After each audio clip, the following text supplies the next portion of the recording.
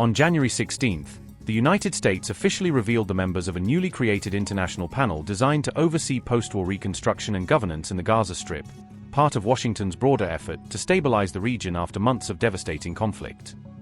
The panel, known as the National Committee for the Administration of Gaza or NCAG, was announced as a cornerstone of what the White House calls its evolving framework for lasting security and political order in the territory.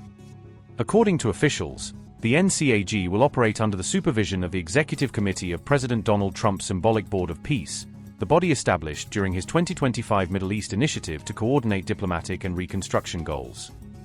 In a statement, the White House described the formation of the NCAG as a vital step in advancing Phase 2 of Trump's Gaza peace plan, a stage focused on rebuilding institutions, restoring essential services, and ensuring stability governed through international oversight. Among the appointed members are Turkey's Foreign Minister Hakan Fidan and senior Qatari diplomat Ali Thawadi, two key figures whose countries have played significant roles in mediating between Palestinian factions and Western powers.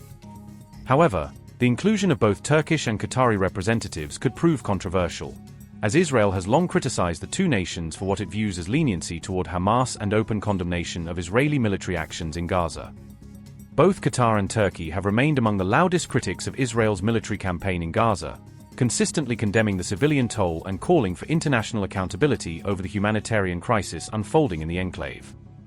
However, despite their public criticism of Israeli actions, both nations have played a crucial behind-the-scenes role in persuading Hamas to accept a US-brokered truce, a diplomatic breakthrough that helped de-escalate weeks of hostilities.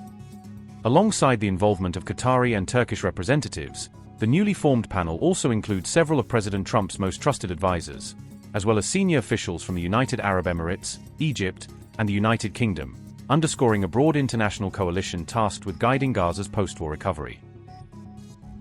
White House statement read, quote, "Yesterday, President Donald J. Trump congratulated the formation of the National Committee for the Administration of Gaza, NCAG, a vital step forward in implementing Phase 2 of his comprehensive plan to end the Gaza conflict, a 20-point roadmap for lasting peace, stability, reconstruction, and prosperity in the region.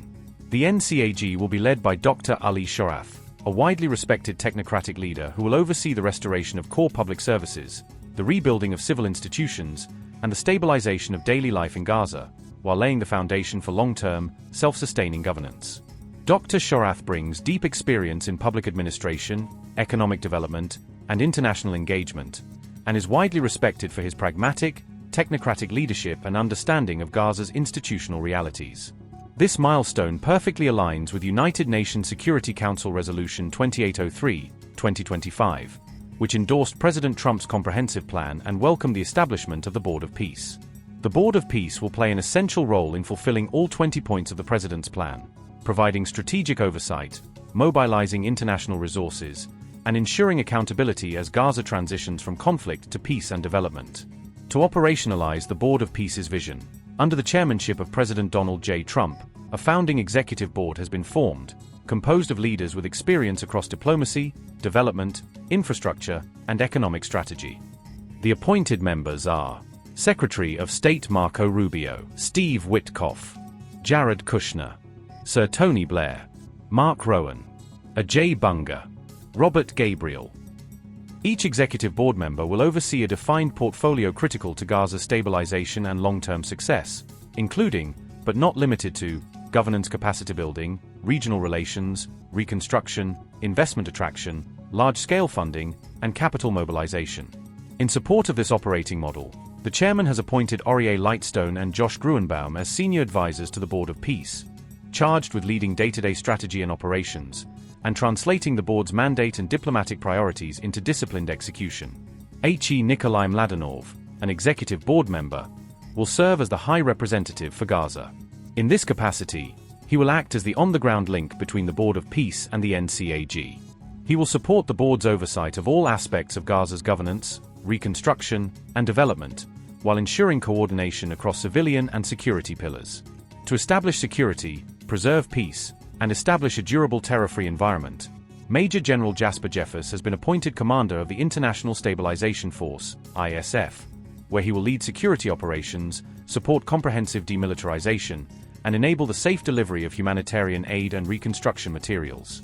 In support of the Office of the High Representative and the NCAG, a Gaza Executive Board is being established. The board will help support effective governance and the delivery of best-in-class services that advance peace, stability, and prosperity for the people of Gaza.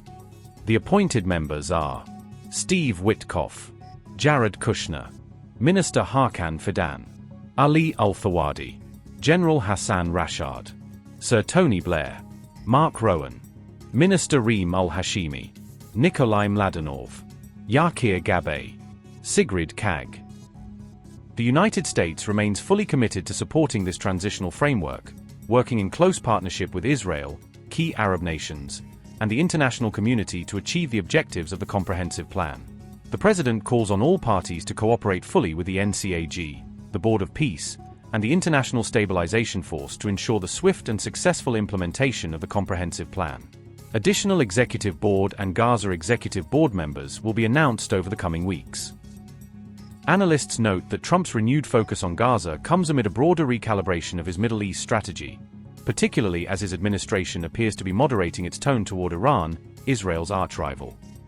Just weeks ago, Trump had been openly hinting at military action against Tehran in response to the regime's deadly crackdown on anti-government protesters, a stance that sparked concerns of a regional escalation. However, after days of heightened rhetoric, the president has significantly softened his position, citing reports of a temporary halt to executions in Iran and signaling a preference for diplomacy and negotiation over immediate confrontation.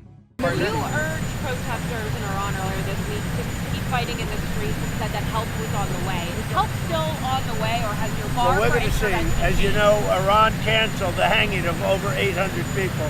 They were going to hang over 800 people yesterday, and I greatly respect the fact that they canceled that.